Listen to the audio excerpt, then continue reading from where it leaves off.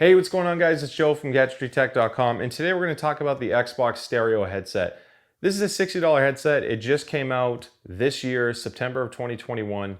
I think it'll still be a big seller for the holidays. So if you're watching this after you purchased it, there's a couple things I'm going to say that may not make you too happy. So without being a spoiler, but this video is important to help you at least learn everything there is about it and hopefully make the most of your investment. If you're on the fence about buying this headset or not, I will make comparisons to other models to hopefully give you an idea of what you can expect for performance in this price range and the good and bad. So with that being said, let's start at the beginning. $60, good thing. That's a great price for a first-party headset, or even just a mainstream manufacturer. You know, when Turtle Beach and HyperX and SteelSeries and all these big companies, Corsair, if they're making headsets in this price range, you're still getting a big brand standing behind it. It's not some knockoff company online. So the quality should be good.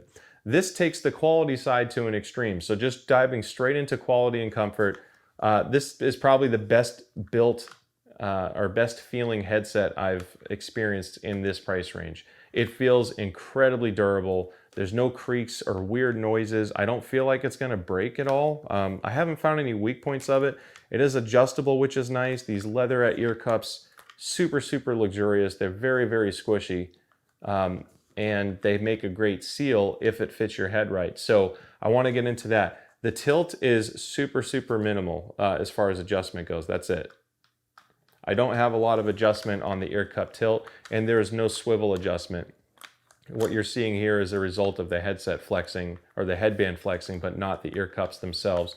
So the adjustability, although it's good that you can make it fit larger heads, if your head shape doesn't fit the rotation or the pivot and tilt profile of this headset, you may find it put pressure in an odd way.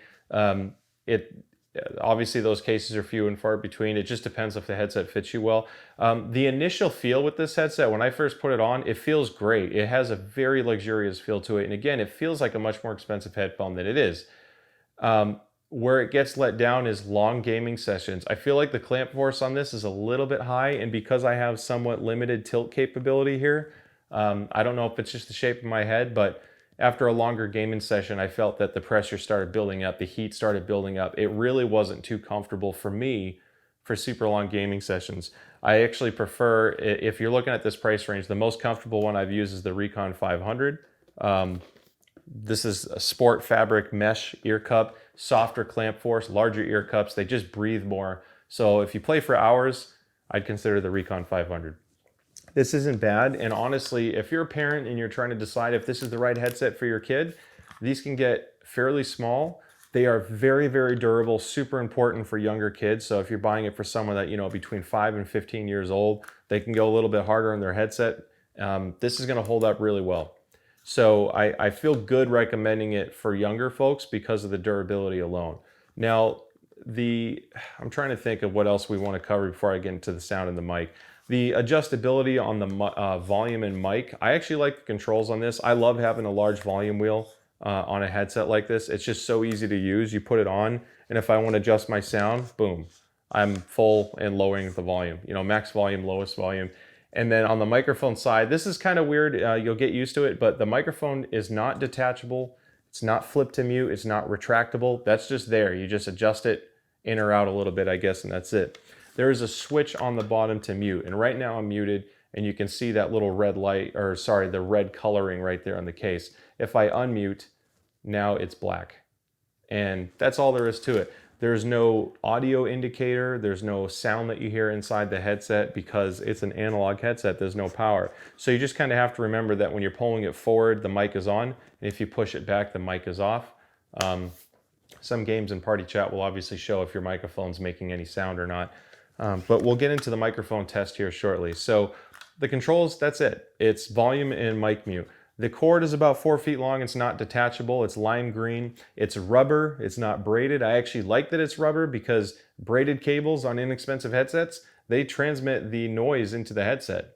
Fabric on fabric, it's almost like a rubbing sound. And you don't want to pick that up in your ear cup. It just creates even more unnecessary noise and kind of ruins your listening experience. So I actually like that it's rubber. And especially at this price point.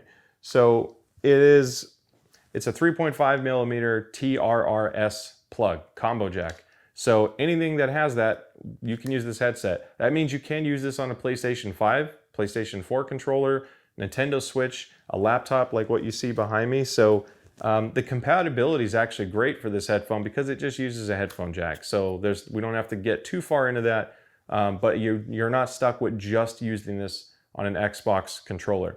If you're using this on a desktop that does not have a combo port, meaning you have a mic jack and a headphone jack, there are Y adapters you can find on eBay. They're probably, I don't know, $5 to $7, and you can split that or combine them into a single plug so you can use a headphone like this on PC. So there are options there.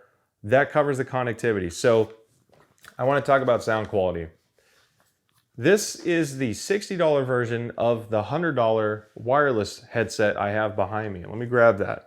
They look nearly identical. The wireless version, you have the green rings, and obviously the ports are a little bit different. You have a USB-C port there, different color mic mute, and that's, you know, ultimately they look very, very similar. The wireless version, I wasn't too crazy about the sound quality. The saving grace is that you can use the Xbox Accessories app that's included when you connect that headset, and you can tune it. And I have a tuning video on that. So I reviewed that headset in the past. I'll have a link in the description. I also have a link for the audio tuning. So if you want to get that similar sound profile with this, it's a little bit more difficult, and it's actually a little more expensive than you'd expect because you have to purchase a Dolby Atmos license. Out of the box, let's get into sound quality because I'm getting a little ahead, but this is still bass heavy, just like the wireless one. To me, the mids and highs are still a little bit lacking. It's partly because the bass is not tuned well. It is a bit muddy, and it drowns out your mid frequencies and some of the upper mids, low treble. The reason why I say that, and the reason why it's important to know, is if you're getting this for games like Call of Duty Warzone, or Apex Legends, you know, something where you want to hear footsteps as quickly as possible, especially when they're off in the distance and they're faint. This headset puts you at a little bit of a disadvantage because those mid and higher frequencies to me are a bit dull. They're too laid back. It's just because the bass is too strong. It gives you a disadvantage. So if you're a competitive player looking for a $60 headset, I recommend looking at either the Recon 200 Gen 2s. I think I got those around me somewhere.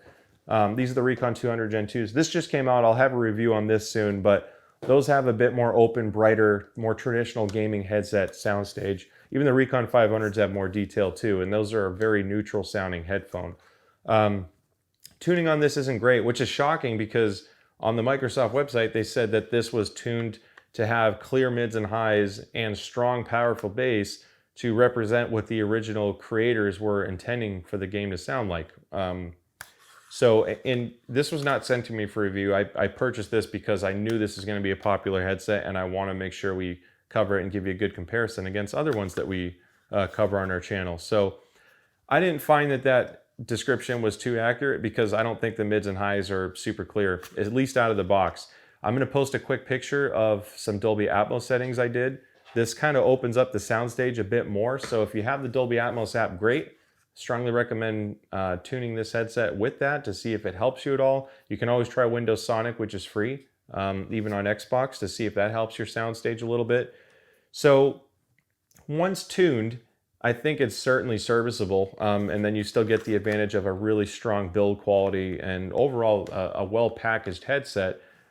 There's just an inherent disadvantage at this price range when you compare it to the Recons that I mentioned, and I really like the HyperX Clouds. All between $60 and $80, those other three models I just dropped there, and to me, all three of those give you more of a competitive edge than this. This gives you, I guess, more of an edge in build quality, but that's only perceived build quality. I don't know how it's going to hold up long term. The others have been fine. They just don't feel as expensive as this in your hand. That's all. So, but I mean, let's not be all negative.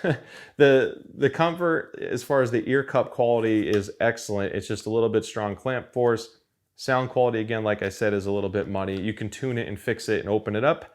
Hopefully that would help you out and you'll experience something that you enjoy. I think for some games that's not as critical. You know, if you play, role-playing games, a driving game, or just more casual games where you don't need that super clear high detail mids and highs, you'll still be happy with this. It's not like it's so terrible that it's unusable or anything like that. I'm just speaking from experience based off other ones I've reviewed at this price range. All right, now it's time to get into the microphone test, and I'm just going to show you. I'm muted right now. The mic is off. This is the first headset I've purchased and owned or sent to me for review and owned that for some reason the audio that comes into the headset, so my game audio, my music audio, it's getting sent back out the microphone at a much lower volume, of course. But even with the mic muted, you can still record and listen to the input volume on the mic side. I don't know why there's so much feedback and lack of isolation. It should be completely silent. You shouldn't ever hear the game on the mic. The reason why is when you're playing with your friends and someone else has this headset, they're shooting some people, they're driving a game, they crash their car, driving a car, crashing it, whatever it may be, creating noise. You hear everything that they're doing faintly in the background of your headset. So conversely, if you own this one, your friends are now going to hear everything your game is doing. That's super weird. It shouldn't happen. I don't know if I have a defective headset or not, or if it's a design flaw, but I do want to notate that's something to check if you get one of these. Plug it in and to your computer, play some music while you're recording on the voice recorder, and see if you hear the game or the music audio on the mic side. So I'm going to hit play on this YouTube video. We're going to do this live, and I'm going to mute myself. Again, the mic is muted, but I'm just going to play the YouTube so you can hear that in the background. So if you have headphones, turn your headphones up, and I'm going to hit play now. Pretty big audio guy, and lately I've been really enjoying covering gaming headsets, a lot of them being for Xbox. So the common complaint I've had about wired headsets in the past, before I get ahead of myself.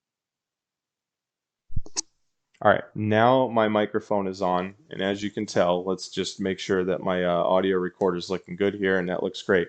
I'm not doing anything fancy with the audio. I'm literally just capturing it with the voice recorder on Windows because I don't need to do any high bitrate stuff. So um, the microphone actually does sound good. I think the clarity of this mic is probably one of the best of the headsets in this price range, in the $60 to $80 range. It's very neutral and open sounding. I think it sounds better than the wireless version because the DAC that's built into that headset isn't in this one. It's not messing up the sound. So from an analog perspective, this microphone's actually really, really nice. The issue is with that feedback. So if you get one that doesn't have feedback, shoot a comment. I'd love to see if this was isolated to my headset. Maybe I'll get a different one and see how it compares. But that's the only real criticism I have of the mic. Otherwise, I think the sound quality, as you could tell, is quite nice. So with that being said, why don't I just continue talking to you on the gaming headset mic for now, because we're going to wrap up the review. My goal is not to drag this out too far, but I really want to give you as much information as I can. So at the end of the day, would I buy this for myself as my only headset under $100 for the gaming I do? No. I need the clarity. I want to feel competitive. If I'm getting a gaming headset, it's because I want it for games. I want it to give me a rewarding experience. So at this price range, I'd consider the other models I mentioned earlier, whether it's the Recon 500, 200 Gen 2, or the HyperX Clouds. Even the Arctis One is a really solid headset, and that one I think can be had for as little as $50 sometimes. So I don't know all the prices off the top of my head, but I just want to emphasize that. I think at the end of the day, if you own this headset, you'll be happy with it, and you'll find ways to make it work. It's not like the sound is so terrible you're going to absolutely hate everything you do on it. Especially if you tune it with the Atmos app, I think it breathes a lot more life into the headphone. So anyway, I hope you guys and girls found this review helpful. If you decide after watching this review this headset is the right one for you, I will put a link in the description below that takes you to our YouTube or the Amazon affiliate link. It doesn't cost you a penny extra if you were to buy it on Amazon on your own, but it does support the channel. I take the money that I make between YouTube and Amazon to buy more products like this because I'm a smaller channel. That stuff doesn't always get sent to me. So it's a good way to help out if you want to support us. If not, get it wherever you can get a good deal and you feel comfortable buying it. That's all good. Don't forget to like and subscribe. We have a lot of reviews coming now that I'm finally getting back in gear, including the Recon 200 that I mentioned earlier.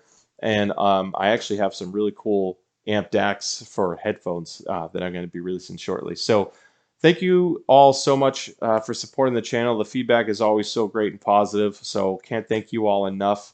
And with that being said, I'll see you next time.